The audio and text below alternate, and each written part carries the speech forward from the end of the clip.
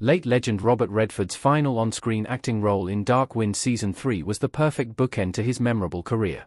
Redford, who sadly passed away on September 16, 2025, was one of the last stars of the American New Wave.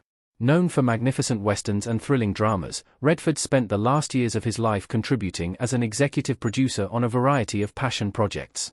Redford rose to prominence with the classic Butch Cassidy and the Sundance Kid in 1969, though this was already a decade or so into his acting career. From there, some of Redford's most prominent projects included The Sting, The Way We Were, All the President's Men, Tell Them Willie Boy Is Here, and much, much more. Redford had his directorial debut in 1980 with Ordinary People. From there, he took on further directing credits, with The Milagro Beanfield War, 1988, A River Runs Through It, 1992, and more. Redford is also credited as a co-founder of the Sundance Institute and the Sundance Film Festival. As Redford's career leaned into directing and executive producing, he began to use these projects to advocate for independent filmmakers, the environment, and Native American and indigenous rights. This led to adaptations of Tony Hillerman novels, such as The Dark Wind, 1991, and Skinwalkers, 2002. This ultimately resulted in Redford's EP role on AMC's Dark Winds and his final on-screen appearance. Robert Redford's last acting credit was a cameo in Dark Winds Season 3. Robert Redford in Dark Winds Season 3. Redford served as an executive producer for Dark Winds since its inception, and continued to treat this AMC series, based on the Leaphorn and Chi novels by Tony Hillerman, as a passion project through its existing 3 seasons. Though Redford had retired from acting, last appearing in Avengers: Endgame in 2019, he jumped in for a cameo appearance in Dark Winds Season 3.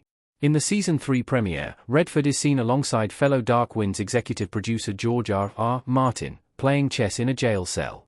Redford jokingly accuses Martin of taking too long to make his move, noting that the whole world was waiting on him. It was delightfully meta, placing Redford on screen in another western while poking fun at Martin's notorious Winds of Winter writing delay. Yet of course, we couldn't have known that this would be the Hollywood legend's last on-screen appearance. The episode aired on March 9, 2025, and Redford passed away unexpectedly 6 months later. Still, it's an absolute blessing that the actor chose to step in for this cameo, since there couldn't have been a better capper for Redford's western career. The alternative would have been 1998's The Horse Whisperer. Dark Winds was Robert Redford's best western since 1998's The Horse Whisperer. Robert Redford in The Horse Whisperer. Redford wasn't exclusively a western actor, his career extended into several genres. However, it's difficult to deny that he had a significant knack. Not only did he look the part, but, as a creative mind, Redford was phenomenal at bringing these scenes to life on screen. Dark Winds is a further testament to the passion this man held for westerns and for the powerful inclusivity he brought them. Another prime example of this is 1998's The Horse Whisperer, in which Redford was both director and star. This film is another book adaptation, and, for years, it stood as Redford's final western project. The neo-western featured Redford as the titular horse trainer, who is hired to help a teenage girl, Scarlett Johansson, nurse her horse back to health after they both suffered an accident. The Horse Whisperer is, unfortunately, a somewhat overlooked movie in the modern age. It's inspiring, emotional, and has aged fantastically. Still, it wouldn't have been right for this to have been Redford's official, final role in a western. The actor deserved a strong, memorable, and impactful project that reflects what he stands for in the industry. 27 years later, Dark Winds is a far better replacement.